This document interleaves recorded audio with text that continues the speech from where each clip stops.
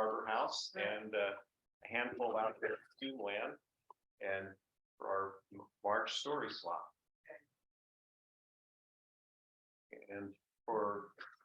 Our mission here is to to foster appreciation for the art and tradition of storytelling. And we've got a neat lineup of storytellers tonight. One of the things that I so much enjoy about this organization is that we have a whole range of storytellers, and it's a very welcoming and safe place for people to come and practice their skills and develop their art and tradition of storytelling.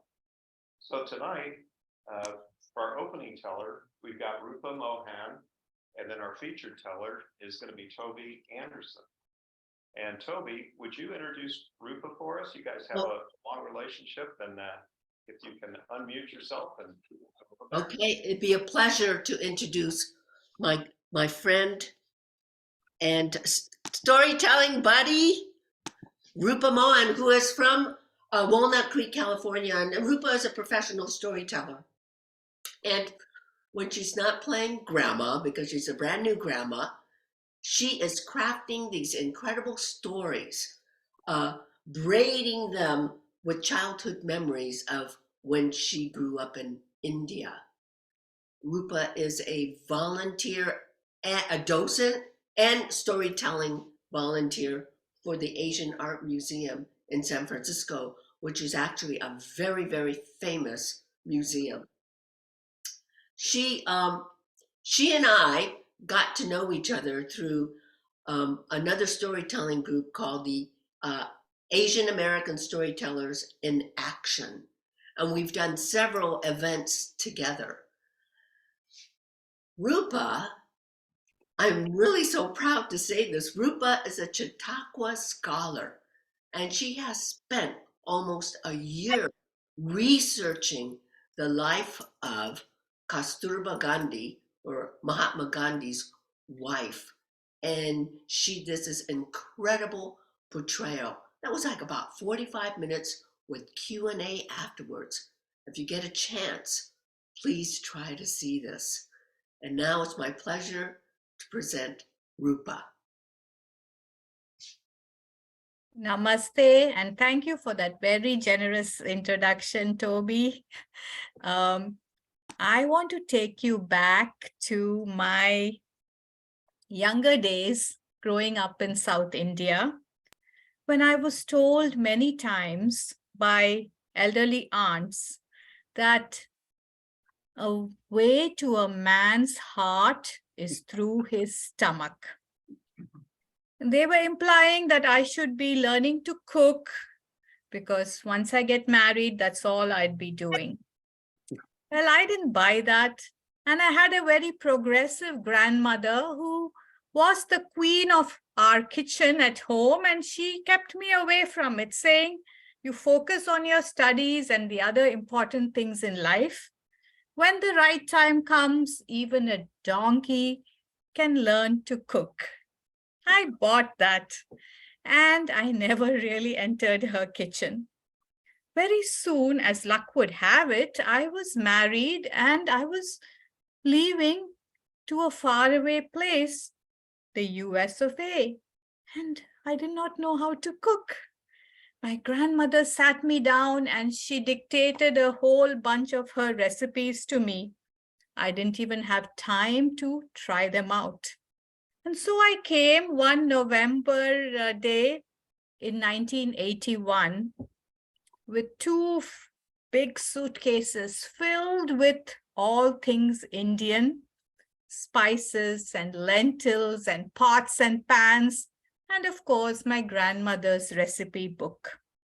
When I landed in San Francisco, my husband took me home, and he had cooked a very nice South Indian meal for me with roasted potatoes and a soup-like thing that we call dal, made out of mung beans. And I tasted that and I said, well, he is such a good cook. I don't have to learn to cook. But I was wrong, because very soon he handed me the ladle and said, my dear, I have been waiting for this. I want to retire from cooking and I only know these two items. So you become the queen of my kitchen.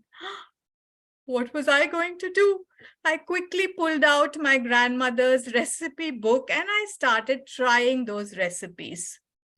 Now, the first thing that any self-respecting South Indian cook should do is learn how to temper mustard seeds. Yes, our mustard seeds are black in color and we need to drop them in hot oil. And they start popping, but they also release some very nice flavors and fragrance that we like in our food. Well, when I tried that, the mustard seeds would pop out and they would come and hit me and scald me, especially on my wrists. Thankfully, I was wearing glasses that protected my eyes. Now, I tried several times and finally figured out when I had to close the lid in order to protect myself from these crazy mustard seeds. Once I figured that out, I went on to try other things like how to boil the dals and how to cook vegetables to perfection.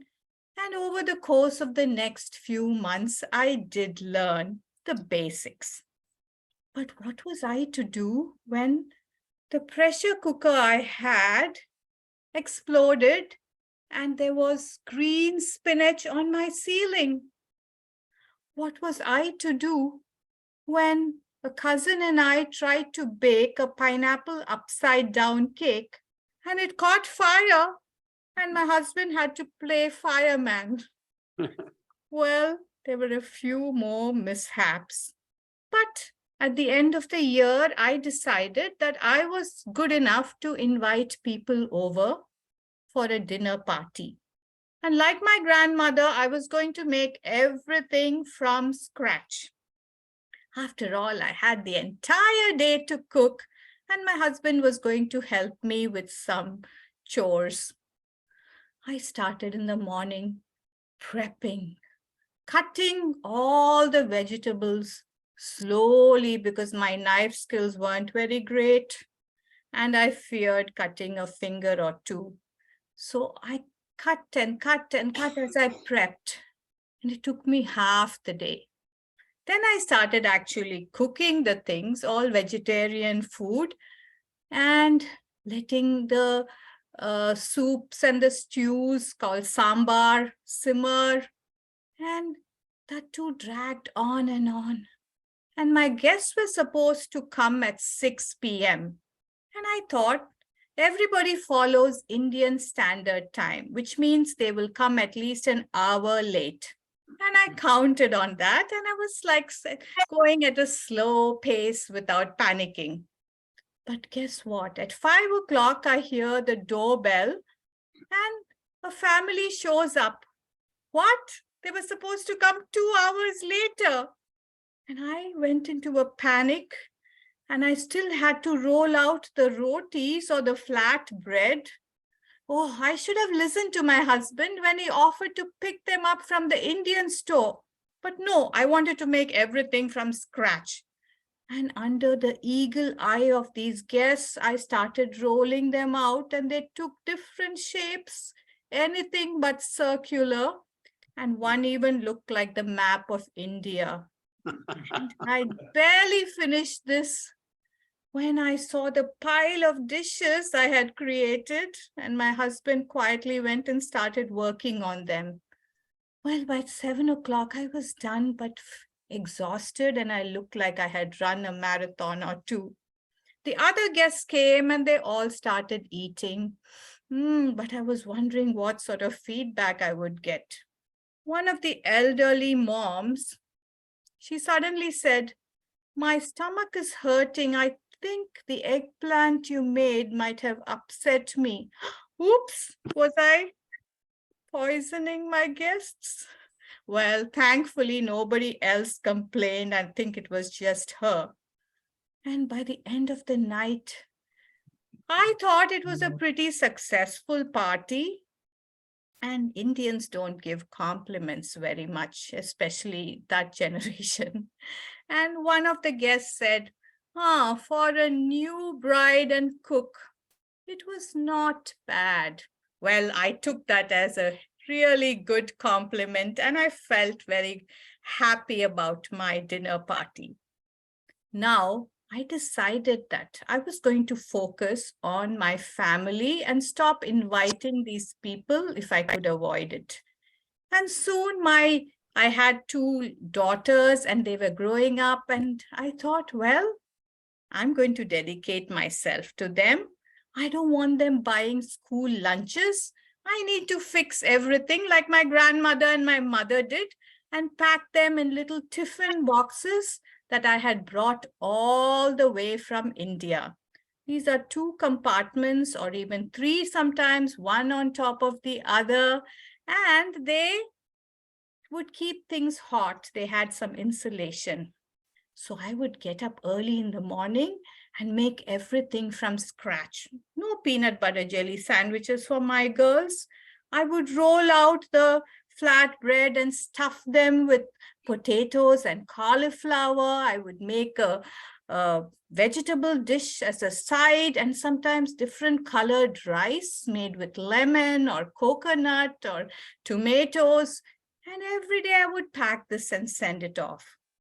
Well, they would come back empty, so I thought my daughters really enjoyed these meals.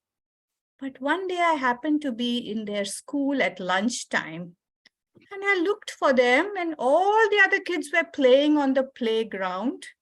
But my 2 girls were sitting under a tree, working on their lunch slowly and quite sadly, trying to finish it while everybody else was having fun. I knew that I was the culprit here and I needed to back off. And of course, there were these big family trips we would take in our good old minivan. We loved visiting the national parks and we would have 2 more people. Both the grandmothers would also accompany us quite a lot. And I would cook up a storm the day before our departure, making big quantities of all kinds of food, vegetarian food, and I would pack it in a big igloo and stick it in the back of the van and we would set out. But I would be so exhausted from the effort that I would fall asleep and miss out on all the beautiful scenery that we were driving by. And after a point when the family was subjected to this home-cooked meal every night, my mother-in-law very diplomatically said, Roopa, I heard that Taco Bell is a good option for vegetarians. So I agreed and we started to go to Taco Bell and McDonald's and of course all the other places along the way. And I realized that I had been trying too hard to be like my grandmother, to be the queen of my kitchen and to make everything from scratch. Times were changing and I needed to adapt and start using shortcuts. Then I became the queen of shortcuts and I bought all these gadgets like the Instant Pot and the blenders and all those things that could speed up my cooking efforts. And my family appreciated the extra time I had to spend with them rather than slave it in the kitchen. But of course, some mishaps did continue. Even recently, I must tell you, I had ground a big batch of batter. Now, this is ground rice and lentils that is supposed to ferment a little bit, and then we use it to make big pancakes like things called dosas. You can make them thick or thin. Now, I had set this batter to ferment in the oven. And the next morning when I opened the oven, oh, there had been a volcanic eruption over there. The batter was all over. It looked like white lava had come out of it. And it took me forever to clean that mess. I decided I should have taken a shortcut there also and bought the batter ready-made from the Indian store. Once again, I was trying to be like my grandma. Not a good idea.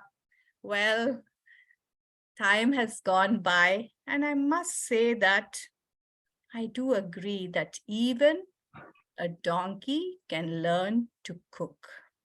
And even a donkey, an old donkey, can learn new tricks. Namaste.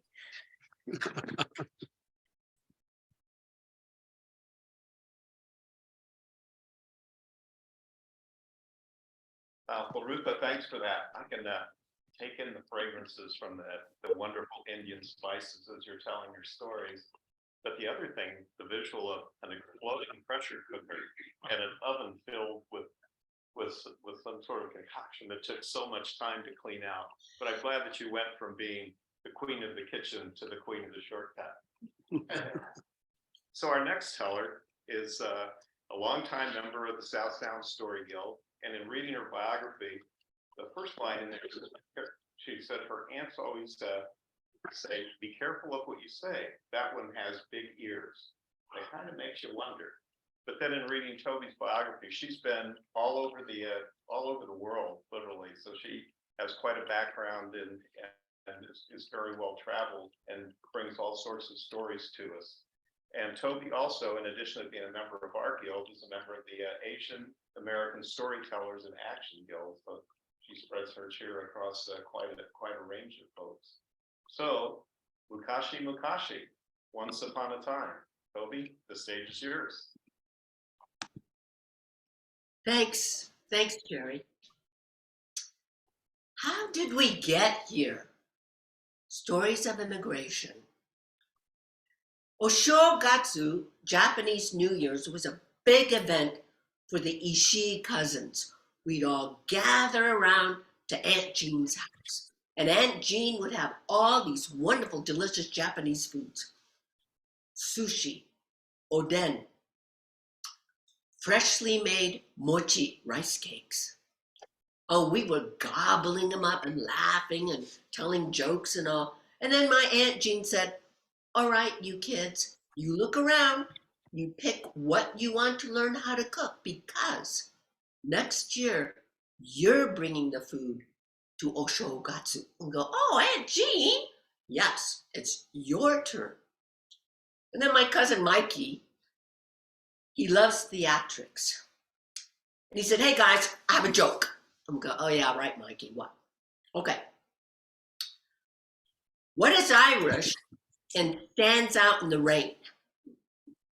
What, Mikey? Patio furniture. I go, what? Patio furniture, get it? Oh yeah, right.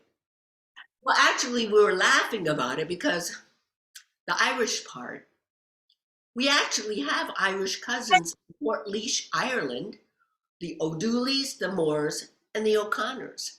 And my cousin Michael O'Connor calls me every Christmas to see what's happening with the Oishi side of the family. So it's a big family joke, the Oishi. So it is the Oishi Irish side that I'd like to share with you about my grandfather's journey to America. Mukashi, long time ago, about the late 1800s, my grandfather, Gunzo Ishii, was the oldest son of 4 siblings from a family who lived in Hiroshima, Japan.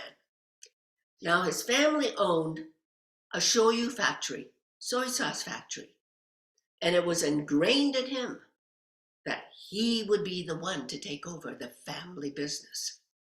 But you know, he didn't want it. I want adventure. I want to see the world.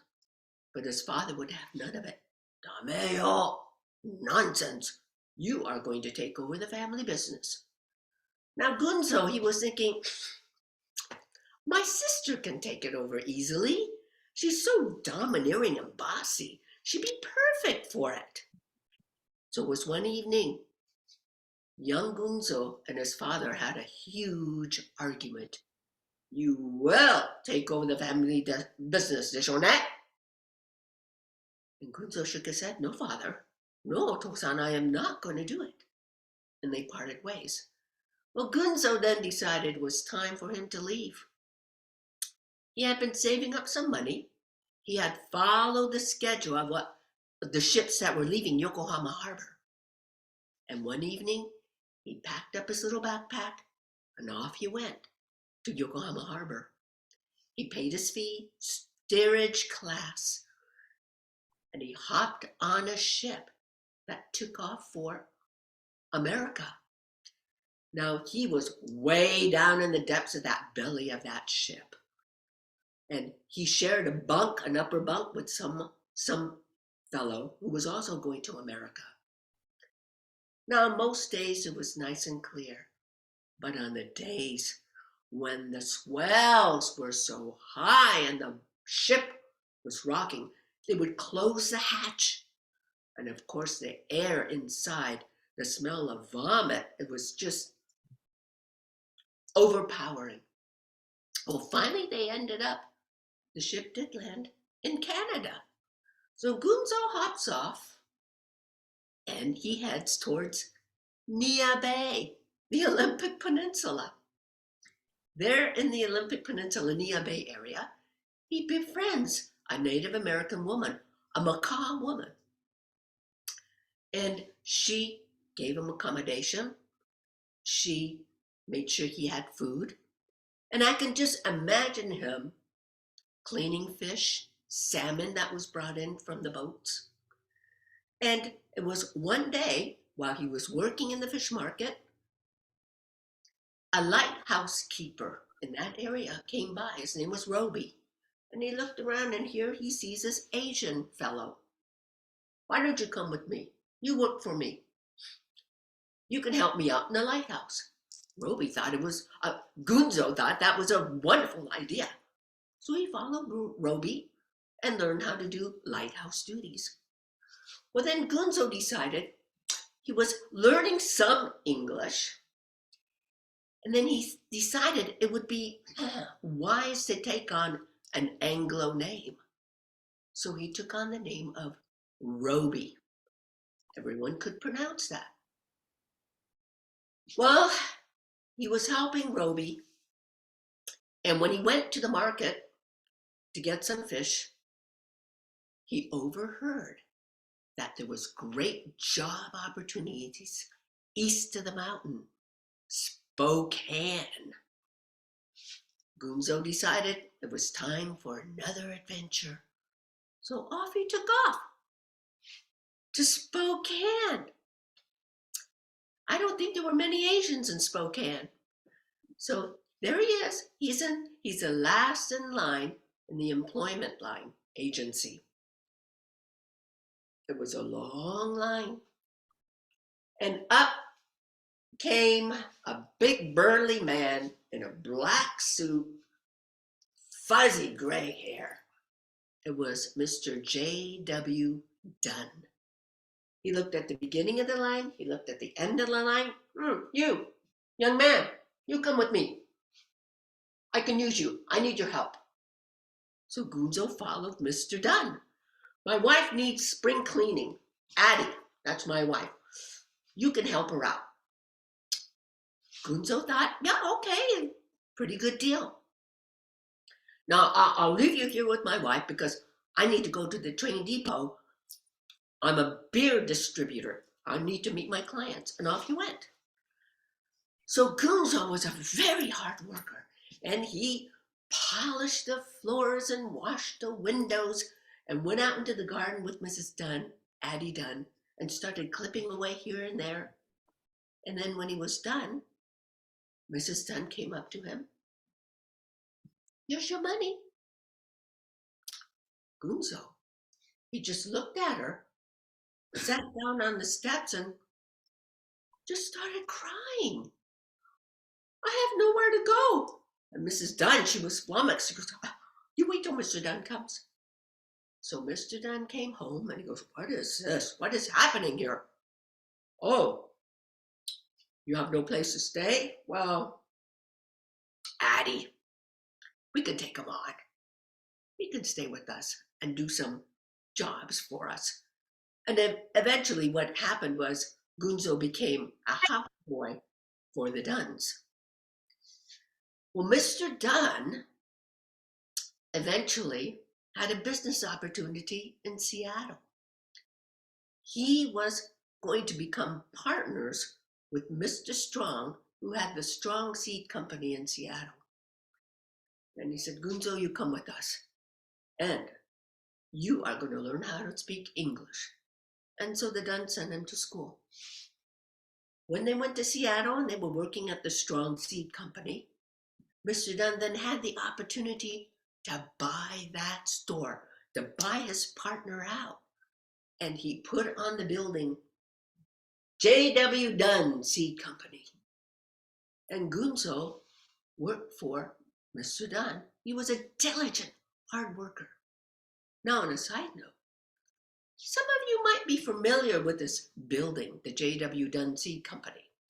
If you're at Pike Place Market and you're at where the flowers are, and you look across the street, you'll see that Beecham's cheese factory. 2 stores down, it's the Starbucks flagship building. And that was J.W. Seed Company. So Gunzo, well, he was an asset because all the Japanese farmers from that Seattle, Kent area would come to that seed company to buy their seeds and fertilizer and farming equipment. The Dunns were very happy with what was happening. And meanwhile, Gunzo, he did start writing letters back to his family to let him know what was happening. Then Mr. and Mrs. Dunn approached him. Gunzo, perhaps it's time you get a wife. You get married. You go back to Japan and you get yourself a wife. And so that's what Gunzo did. He rode home, hopped on a ship, went back to Hiroshima. And there, he met a beautiful woman, Etsu Ogawa. Etsu came from a quite high-class family. She didn't have to cook. She had someone brush her hair. But her parents thought America's the land of opportunity. She should go with Gunzo. So off they went together back to Seattle. Now, meanwhile, the Dunns, they were so kind. They bought Gunzo and his new wife, Etsu, a house on Magnolia Hill. So they are neighbors, the Dunns, Gunzo and his new wife. Well, then, a year passed, and Etsu had a baby. And they decided to call him John, or they called him Jack, after Mr. Dunn. Well, Mrs. Dunn was a very prominent woman with white hair. And she came into the house one day and she said, Etsu, that baby looks very small. That baby looks sickly. Here. And she took the baby, Jack or Jackie, and took the baby back to their house and started taking care of Jackie. Now, I would think, what was going on in Etsu and Gunzo's mind that they would take their firstborn son and hand him over to the Dunns?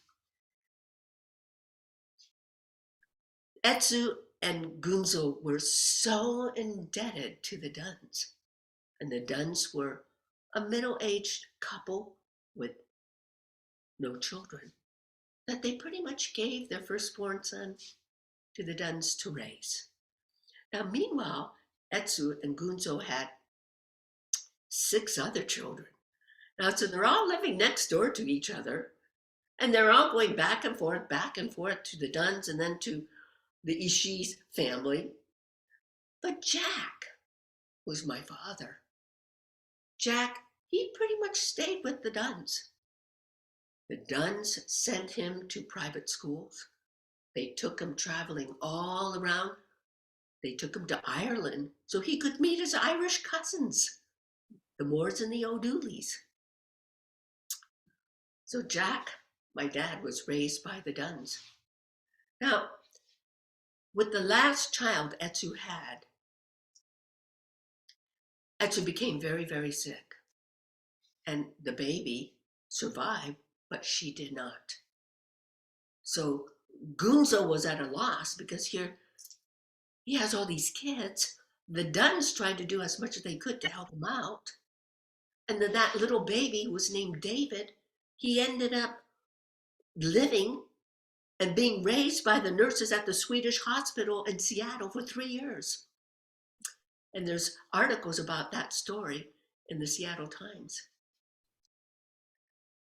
Well, Gunzo, still working at the seed shop, he befriended the accountant bookkeeper at the store. Her name was Mary Doi, a Nisei, Japanese American, who came from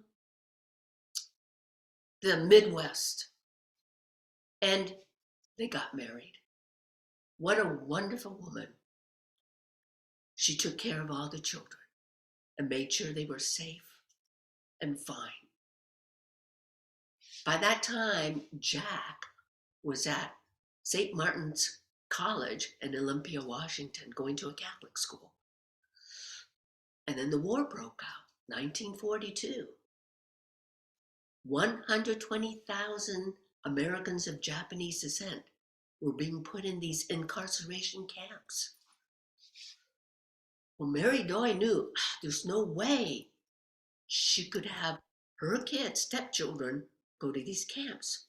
So she was going to take those children to the Midwest. And they did. They moved to Milwaukee. Now, Jack, the Dunn said, Jack, we know what's going to happen. So we're going to transfer you from St. Martin's to Loris College in Dubuque, Iowa. And Jack said, I am not going to go because I have a fiance, Lillian Horiuchi. Her whole family's in the camp. I am not going to go unless I can get her out. So the Dunns, with the help of Father Tibazar, who was a priest very active in the Japanese community in Seattle, and tons of paperwork, they were able to get Lillian Horiuchi, my mother, out of the camp. So John and Lillian, they take off to Dubuque, Iowa. John is going to school to finish off. And it was one morning, John had to go to school early, Jack. And so Lillian was walking on the street, going to her work because she had a job at the registrar's office at the college. And as she's walking, she sees at the corner of her eye, there is this big bone, white-haired woman with this faded floral gray dress walking and following her. She walked slower and the woman slowed down. She stopped and the woman stopped and started to cross the street to go towards her. By this time, Lillian was saying, I just have to, come on, bear with it. I know I'm going to get shouted, we don't want you here. Japs, go home. And this woman came by and stood next to my mother, Lillian, and said, I am so sorry for what has happened to your family. That was Louise Halliburton, a Quaker woman. And from that day on, she and my mother were best of friends. It's the spark that touches hope.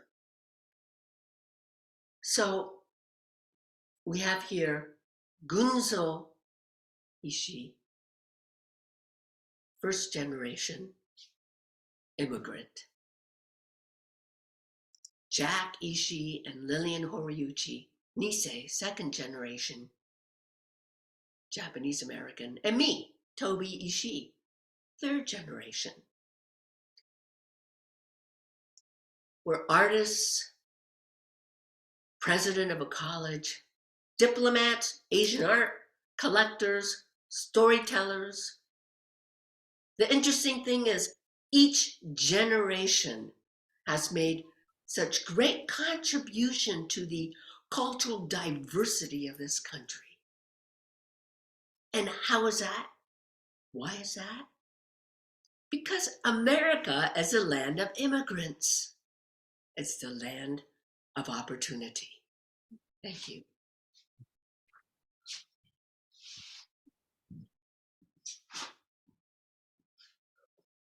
Wow, Toby, thanks for that wonderful story.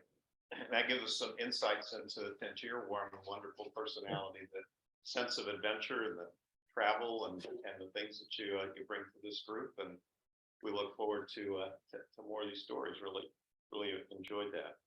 Well, I think we'll transition over into our story swap part, and we'll do one story and then we'll take a break. So Mitch is going to talk to us about some trains of thought.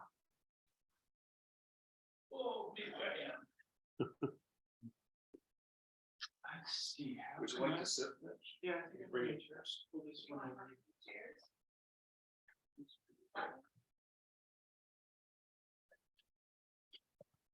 Did you find it, Brett? Yeah, we'll find you.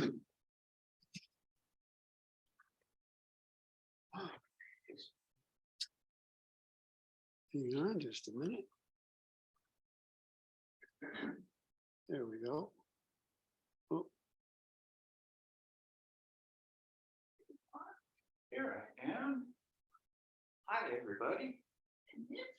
Am I here? I'm real? Okay.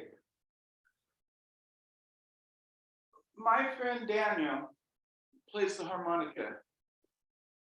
And he said one day, you need to come up with a story about trains so that I can play the harmonica and make train noises while you tell your story. And I did it, and it worked really great. And now another friend wants to hear it again. So I'm practicing tonight without Daniel. So, and I didn't bring my own harmonica, but yeah. So over the years, I've had many trains of thought, and they sometimes conflict with each other, and they do all kinds of different things, and they go by all kinds of different names. But one of my favorites is named Glitch. Glitch is the one that just kind of shows up and starts doing something.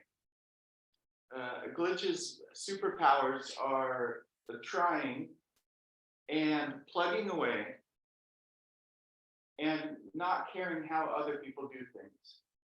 So this story is, Glitch is Glitch at the very beginning of this story. Glitch has hooked up to a whole line of cars and he's pushing them backwards, but one by one. So when a train hooks up to a line of cars, if they're spread out, they can't build up any energy or momentum. And so what Glitch is doing, and Thinker is the one that's telling us this. Thinker is another train of thought. And Thinker is like, oh, this is a genius plan because you can't move these train cars all at once. You have to, you take the one and you push it into the other one. And then that momentum starts that one moving, and it starts the whole train moving, bump, bump, bump, bump, until they're all moving.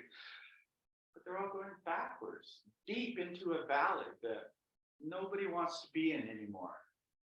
Well,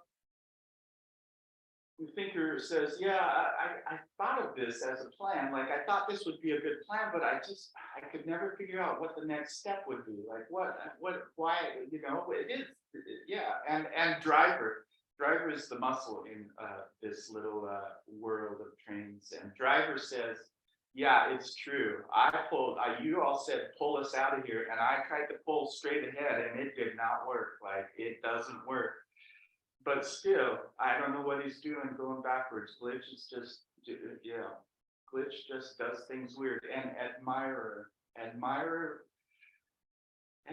said, I've seen so many people gracefully and artfully pull trains, and Glitch is doing it all wrong. Like, just no way. This is never gonna work. There's so many people more qualified than Glitch to be moving trains around. Now, this little valley is dark and kind of dismal, and it used to be a bustling little haven of train business. Thinker was actually the one. Thinker brought everybody here. Thinker brought us all here to get through college, and met some people and started a career, and Driver took over. Just pushed us right through a career and a marriage and a whole great time of busy, like useful stuff. And even Admirer loved this place. So many trees, so many interesting people and fascinating things to watch and do.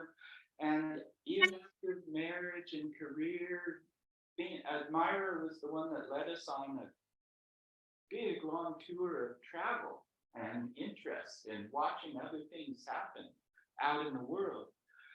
And then as things go, as life goes, the time for all those things was over. And a wave of depression swept through that valley. And so here they were, stuck with a handful of cars. Now the first car had, we met the people in this car over coffee with a friend of ours and chatted for a couple hours, and turned out that car is full of storytellers. And along those travels that Admirer took us on, we ran into another car full of comedians and comics, and it was just hilarious fun. And then over the years, we came across a car that was headed to this place that it never seems to ever get to, called vaudeville. And that car introduced us to another group of dancers. And finally, at the very end, was a little train full of musicians that we're just getting to know, but are still in the valley with us. And so here we are, and Glitch gets those trains moving, gets all those cars moving backwards, and then lets them slowly stop so that they stay connected, as we learned from the physics lesson at the beginning. And so here he went off and rested. Well, Driver hates the resting. Driver said, "What are we doing? We just got everything moving and now you're stopping? Oh, I don't understand you." And Admirer was like, "Yeah, it's true. It's true. There's got to be somebody who can come and tell us that. Somebody has got to be able to come and just do this for us in the right way. The right way." And Thinker was the same. I knew we would get this far, but I can't imagine what Glitch was thinking, moving those trains. They got after each other, and finally they mumbled and grumbled, and they eventually rested. And eventually, finally, after a good rest, they all woke up to Glitch doing his thing. He had hooked up to that train again, and this time he was pulling forward. But because they were all back to each other, he got the storytellers moving, and they were flowing along. And finally, their little connector to the comedians connected, and they pulled on that car, and eventually momentum started. And Thinker said, "Oh, I got it. This is I can get behind this plan." And so Thinker hooked up with Glitch and started pulling. And Driver looked at the valley and saw the hill that they would have to get over to get out of the valley. And Driver said, "Oh, you're gonna need me." And so Driver hooked up and hooked in and started pulling. And Admirer was the one who had the biggest epiphany of all. Oh, said Admirer, "We don't have to do it like everybody else. We have our own style." And even Admirer hooked up, and they flew up and over that hill and out of that valley of depression. And right at the top of the hill, suddenly Thinker, who's the one that thinks of these things, said, "Where are we going?" And Glitch just laughed his happy little laugh and said, We may not know until we get there. But I heard one of the musicians wanted a story about trains. Let's go there first. Hi, everybody. I'm Mitch, and I have a story.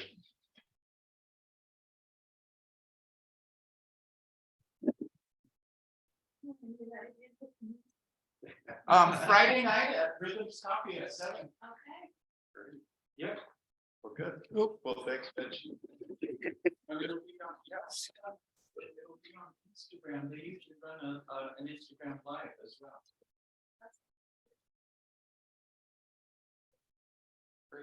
Well, I think what we'll do is we'll take about a 5-minute break. Give folks a chance to refresh, regroup, and then we'll get on with the rest of our stories. Stories of how did we get here? Stories of immigration. So 5 minutes, we'll be back at 6:52 plus or minus. So in the second half, we've got you, Maggie, we've got Sandra, we've got Billy, and Bret. Will Is you anybody else in the audience want to tell? There was, And, yeah. who's doing that? In cyberspace? That would be great. All right, we'll see you in a few. Hey, Tim. Hi, Maggie. Well, Thanks. Okay, well, welcome back to the second half of our March story swap. And I had just a couple of things I wanted to mention to the group is if you want to learn more about the South Sound Story Guild, one of the places you can go to look is, of course, the internet. And the place to go is called southsoundstory.org. It's South Sound Story, all one word, all lowercase. So southsoundstory.org. And on that website too, I think you'll find a place where you can go if you would like to join or to make a donation.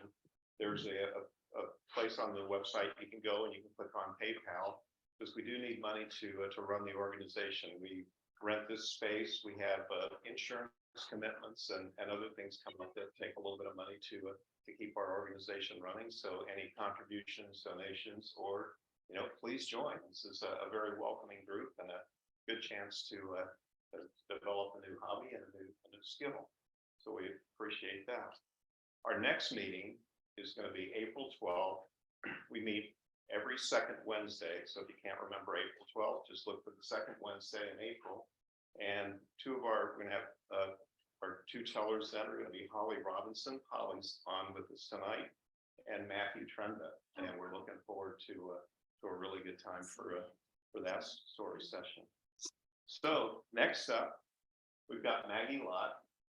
Maggie hails from the South, and we'll see what her accent brings us tonight. But she's going to tell us a family story.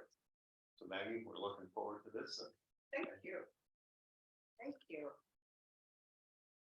All right. This is a family story, so just something we've told over and over, but it's a story about my brother-in-law who has passed away in the last few years. But my brother-in-law is Tanus Shadid from Lebanon. And he was a student in engineering at the University of Alabama in the late 1970s. And that's where he met my sister. My sister, we've always called her Mary in the family.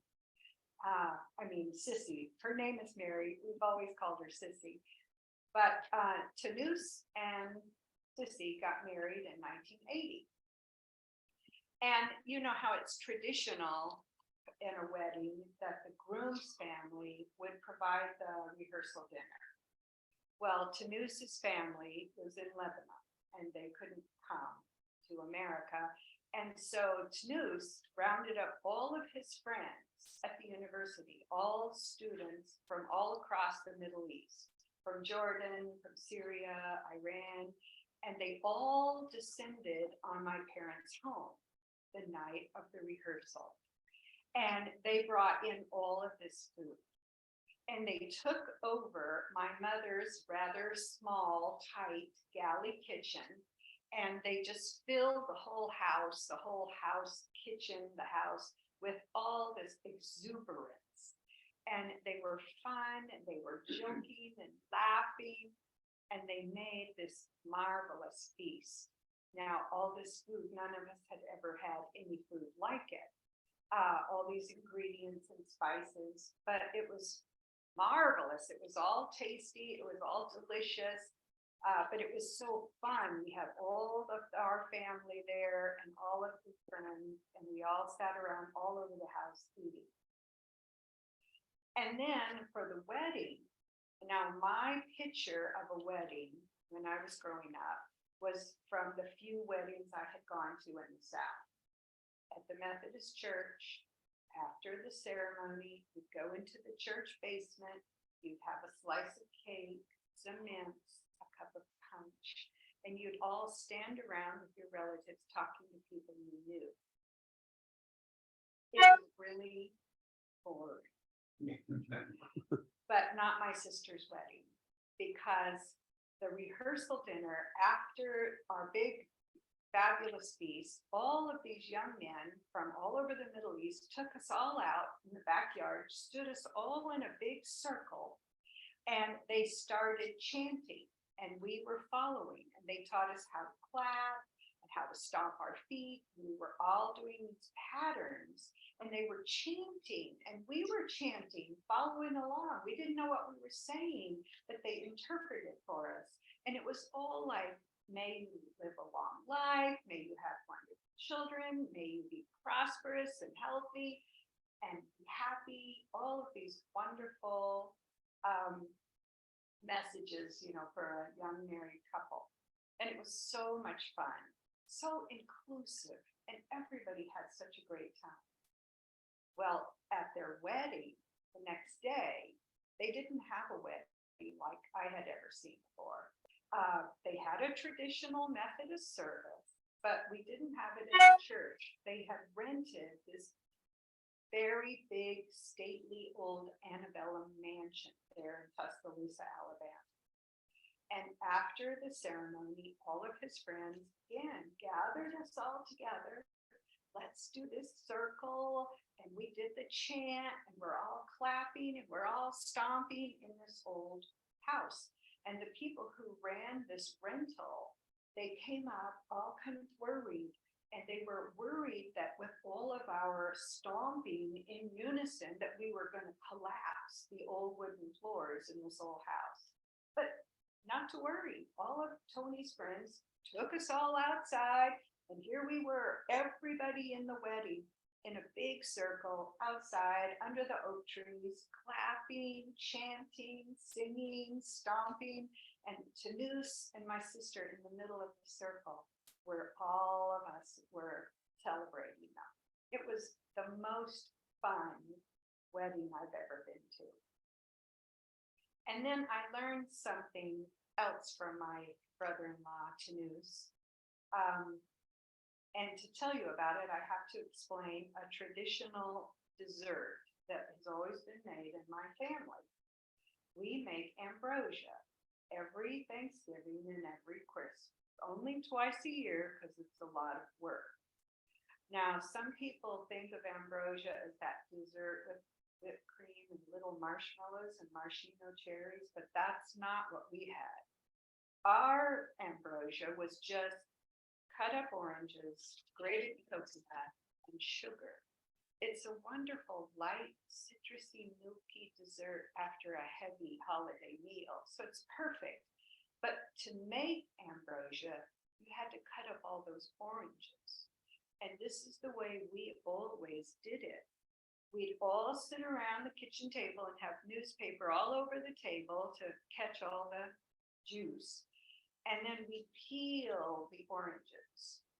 And there was all that white pith around the orange. And then we take them apart, divide all the little sections, and then we'd have to pick up each little section and pick apart all that clear membrane around each section. And then we could chop it up in the bowl with the coconut and sugar. It was a lot of work. It took a lot of time. It was tedious to pull all that membrane off. But we had to do it because you just wanted the flesh of the orange. Well, Tanus is sitting around that kitchen table with us before Thanksgiving, the first year he joined our family, and he's watching us and how we cut up the oranges. And he says, would it be better if you did it this way? And he held the orange by half of it, took a sharp knife, cut into the rind, into getting all that pith off. So when he cut it into it, you could see the orange flesh of the orange. And he cut all the way around the orange like that. And then he took the knife, holding the orange, and cut diagonally along the side of that clear membrane. So that all you had to do to get the orange out is just scoop your thumb down there and pull out that orange flesh. And he does that. And we're all sitting around the table just with our jaws dropping, thinking, oh my gosh, we never thought. We never thought that there was a better way to do it. We never thought there was an easier way to do it. We always just did what Mom and Dad had always done, what Grandma and Granddaddy had always done, the way it was always done. And I think about that whenever I think about my brother-in-law, Tanus Shadid.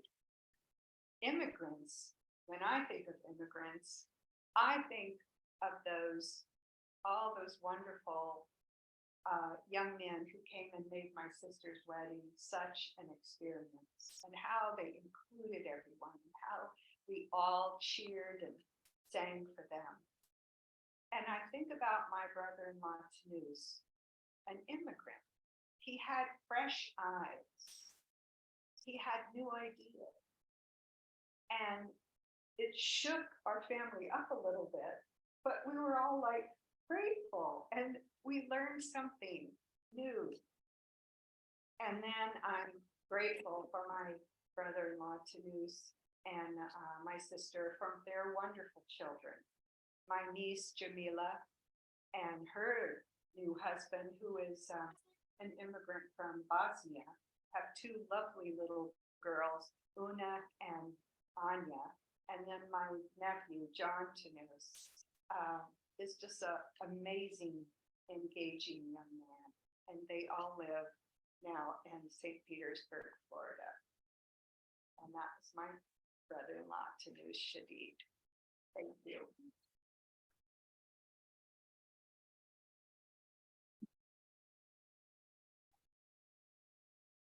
Thanks, Maggie. What a sweet story. In America, great. Yeah. just a heartwarming kinds of story. Well, next up we've got Sandra Niman, and she's going to take us back to her 8-year-old self. This is a story of when she rejoins her Swedish relatives, and then she takes on the laundry chute. Sandra.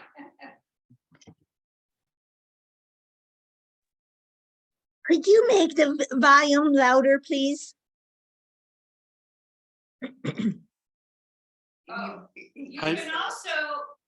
You can also turn the volume up on your computer also. If that will help. Okay. I have my volume all the way up and it still is a little quiet, says Rebecca. Okay. Okay. All right, great. well, I will try to project. Is that good? Excellent. Yes. All right, projection it is. Well, I'm not sure if I'm an immigrant.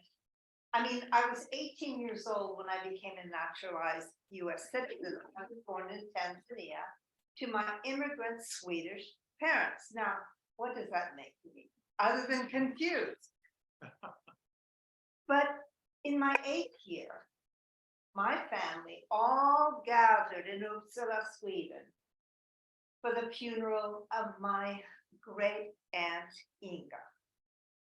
For years, Aunt Inga had thought she was ready to enter the blessed kingdom. And she had sent to all her relatives across the world her doilies, her ceramic chickens, her photography, all sorts of things that no one actually took out of the box because they knew she would want it back. 3 times. But then she'd actually gone and died.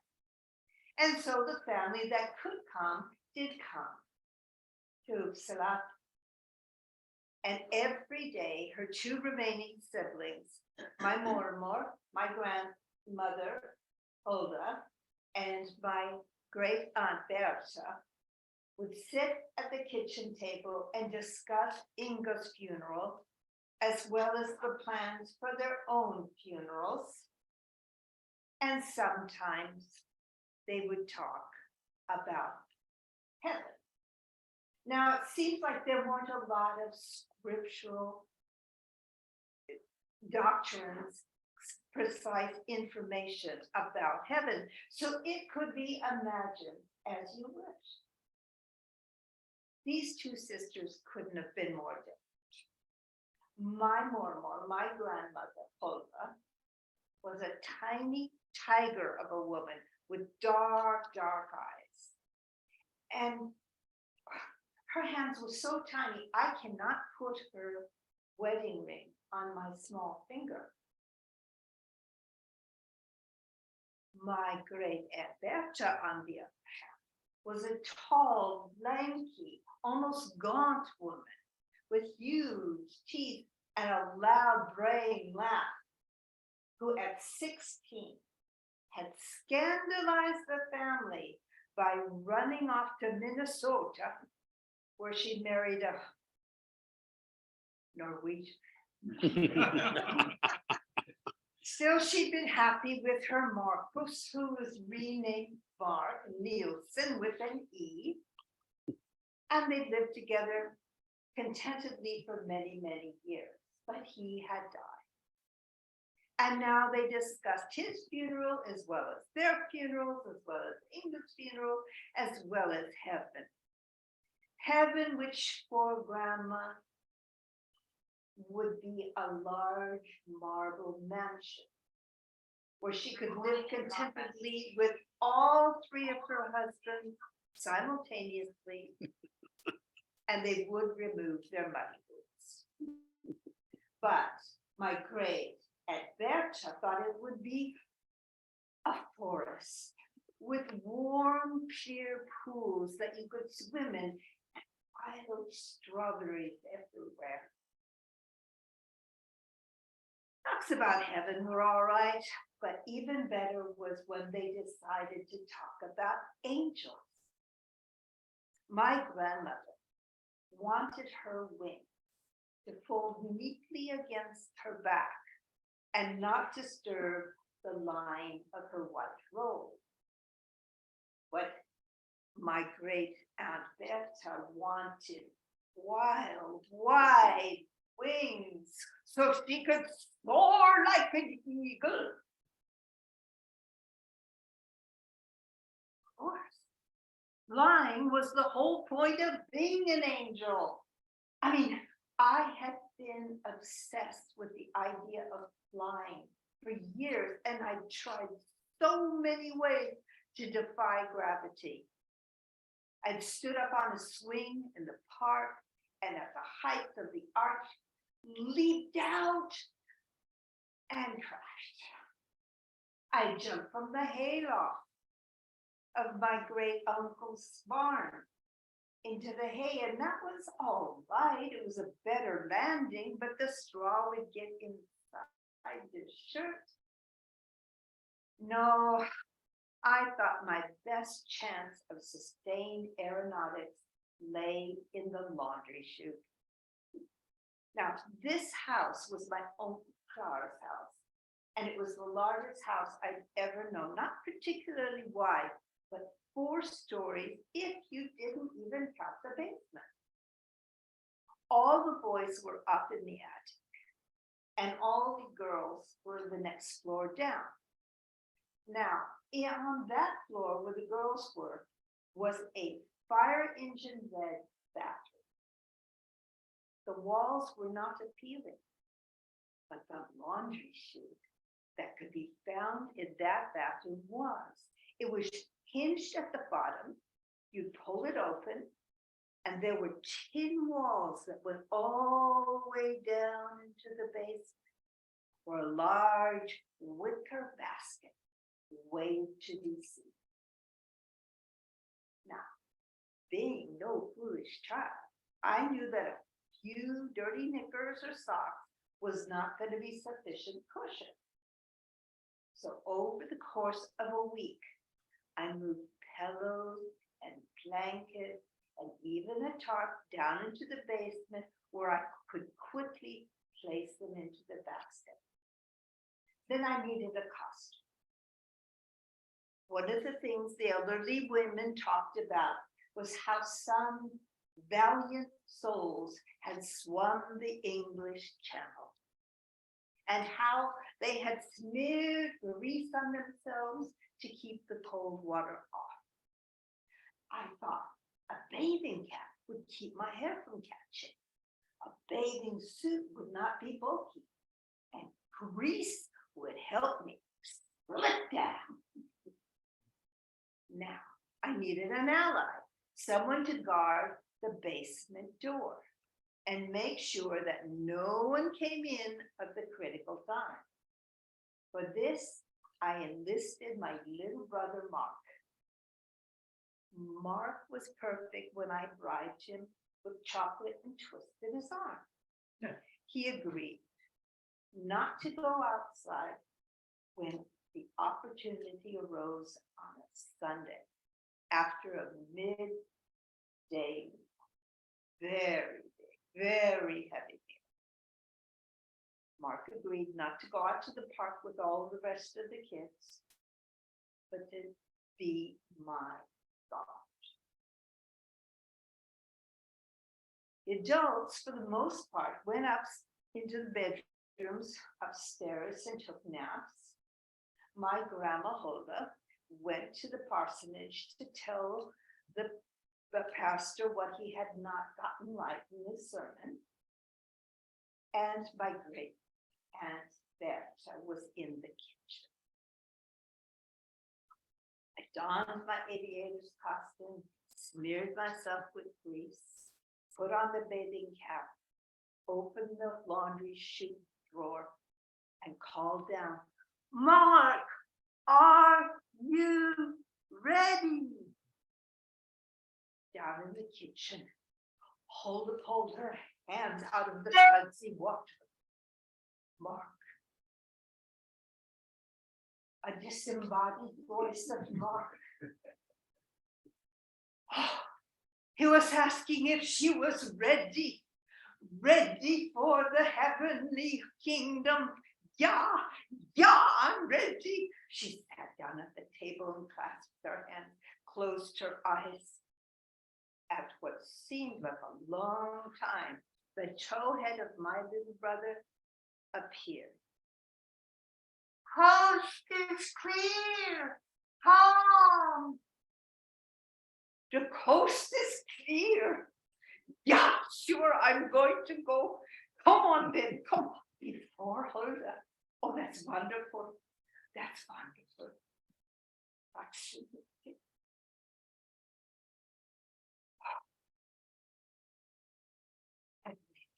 And I put my arms above my head. I thought I would go down like Superman. But even though my hands were in, my head was in, my shoulders was in, the drawer was in the way. I would have to jackknife. So I jumped, and the door closed, and my butt got caught. I couldn't wiggle out. I couldn't pull myself down. I tried a frog kick. I tried to crawl. I couldn't move. I'm stuck. Oh, that Norwegian nincompoop. He got stuck probably in the mood somewhere. What's he doing? I was panicking. I was really jammed in that chute. I began to pound on the tin walls, and the sound reverberated throughout the whole house. And adults lifted their heads off pillows, looked out the windows, and saw no thunderclouds in the sky. Eventually, very slowly, they made their way to that red bathroom to see my legs sticking out, flapping, frog kicking, trying desperately something. Someone went for a camp. And by the time I was finally pulled out, it was into a circle of Swedish smiles, where only great Ed Berger's smile seemed a little strange.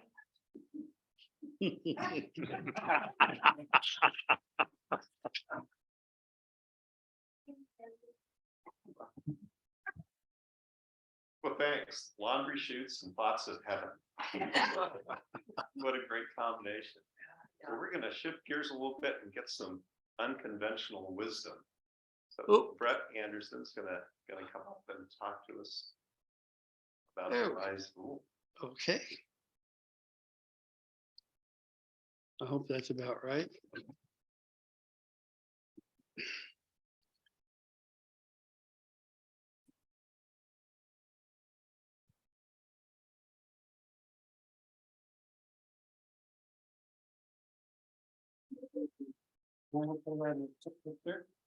Yeah. Just set back to about 1 or 2 Go steps. back. There. Yeah. Oh, All right, and then a little to your right.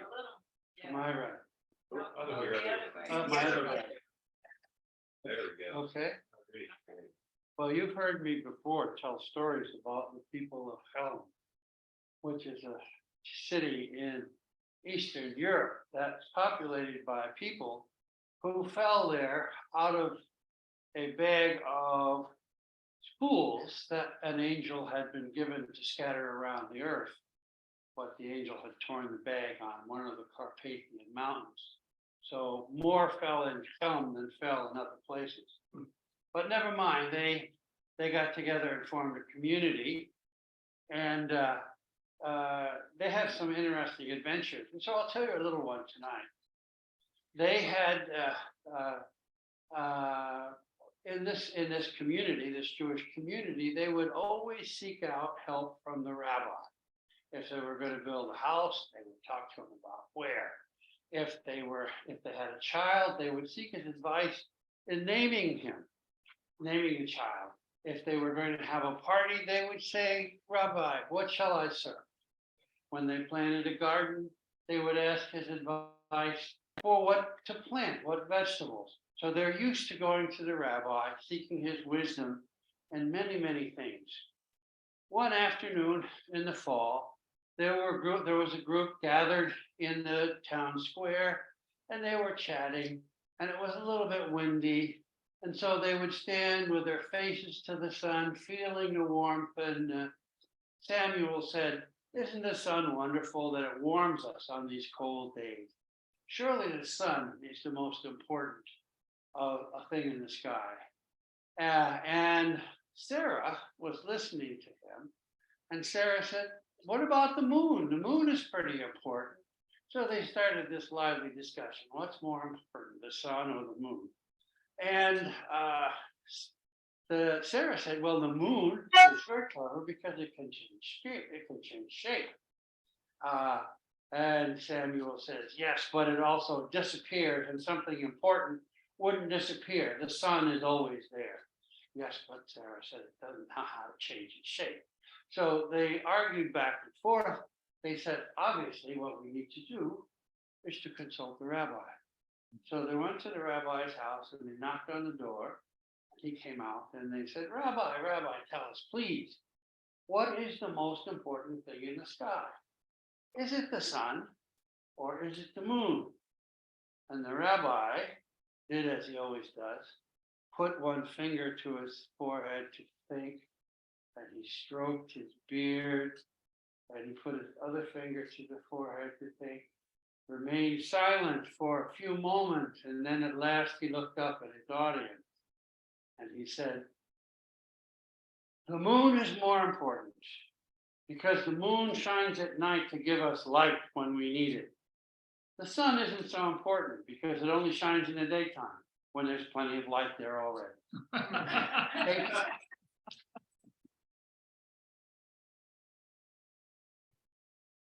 Well, thanks for that wisdom, Brett. Oh, I wonder. you have to move to your right. There you go. I wonder what bag my descendants fell out of. And maybe we all do. Maybe it's best I don't know. But anyway, well, our last teller for the night is Billie Mazzei, and she has a story about her ancestor. Billy, do you want to sit down while you tell? Sure, no. Okay. I'm gonna keep my coat on though, because I'm cold. How's that? I have to excuse me, Billy. You're all I can see is the top of your head. There we go. Oh, Oh, you broke the camera. well, that's not the first time. There you go. Break the camera. Fine thing. It was just the TV you would find the whole time. There you go. I'm reminded, Sandra, of my children who had a clothes chute that they used to put their little sister in. And she did go all the way. Wasn't as tall though.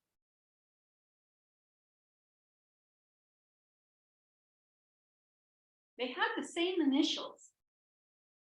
M.A. McClintock. My grandfather was Michael Angus McClintock. And my grandmother was Margaret Ann McClintock. She'd been Margaret Ann O'Brien before she married Angus. I never met my grandfather, but I heard some stories about it. And so I'd like to share just a couple of them. First of all, he fathered 13 children. 10 of them lived as adults. And I don't know, there were 9 girls and 1 boy. And I don't know any people that I've ever met or ever seen who had more fun than those 10 kids did. They were hilarious. My mother was the second to the youngest. My grandfather died fairly early in his life. He had tuberculosis. And so in between the times he was fathering children, he lived in a little house behind the house and would come in, obviously, occasionally. And the stories about him, the first one that I heard was that he was a blacksmith. And I didn't know much about blacksmiths or smithies, as they call them. But at the World's Fair in Chicago, he won a first prize for his horseshoes. And horseshoes, I didn't know this either, are like orthotics. They're shaped to fit the horse's hoofs and can shape them so that they run better, walk better. And he apparently was a master at doing this. And that's how he got from St. Odilon in Quebec, Canada, to San Francisco, California. There was a rancher in California who had horses, who raised race horses. And he saw my grandfather's work at the fair and was enchanted with his expertise and said, come and bring your family. You can live on my property. I don't know that he knew that there were 13 kids, but anyway, that's how actually there weren't at that point. There were only half of them were born in Canada, the other half were in California. So I've seen a plaque about this big with all sizes and shapes of horseshoes that he handcrafted. They were something very special. And my other grandfather had horseshoes. And you know, if you ever look at a barn or someplace where they have put a horseshoe above it, supposed to be for good luck. And you always put the horseshoe this way, not this way, so the luck doesn't fall out. Well, my grandfather went to work for this man, had more children, and then they moved to Sunnyvale, California, and in San Mateo. San Mateo was where my grandfather lived in the back of the house. My grandmother, Margaret Ann, or Grandma Maggie, as we call her, had Manhattan every night. I don't know when she started that. I think it's probably after the children. About 5 o'clock at night, you're ready for. If they were out of cherry, somebody had to go to the groceries and get a maraschino cherry. Now, three things that I remember hearing was that my grandma Maggie got upset every time anybody talked about age. Nobody knew why. Except they all said they thought she had lied when she immigrated to the United States. She lied about her age. So anytime somebody started talking about age, she'd say in her little Irish voice, "Good God, kid, what do you want to talk about that for?" The subject would be changed. My dad and mom met in high school. My dad was a football player. My mother was a telephone operator. We're about the same age. My mother was a little bit younger. And they dated, and see, because of all the girls in his family, there were a lot of guys in and out and around that. And my dad seemed to be the favorite of my grandmother and my grandfather.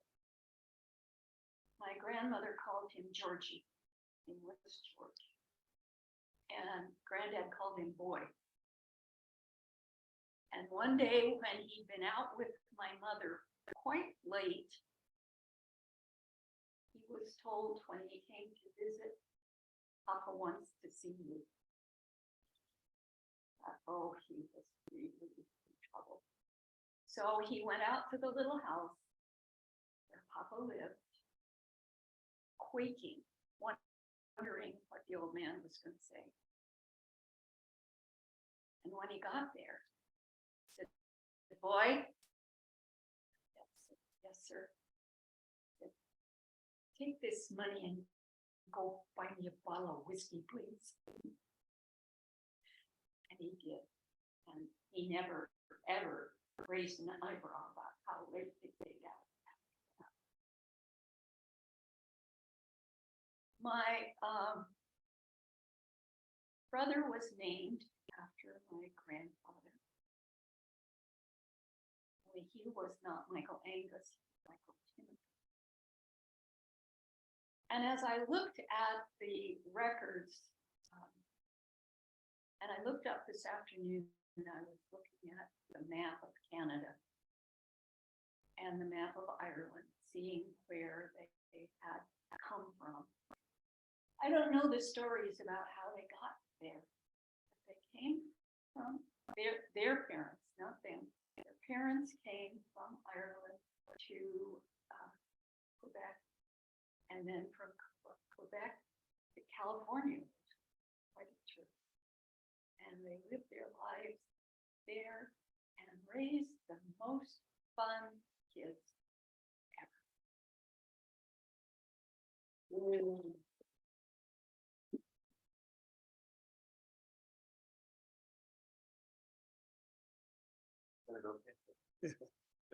Well, wow. Thank you all for these wonderful stories. What a great night. So mark your calendar for April 12th. We'll meet again for another story swap, and looking forward to some more wonderful stories. Eddie, are there any other announcements or anything else that we need?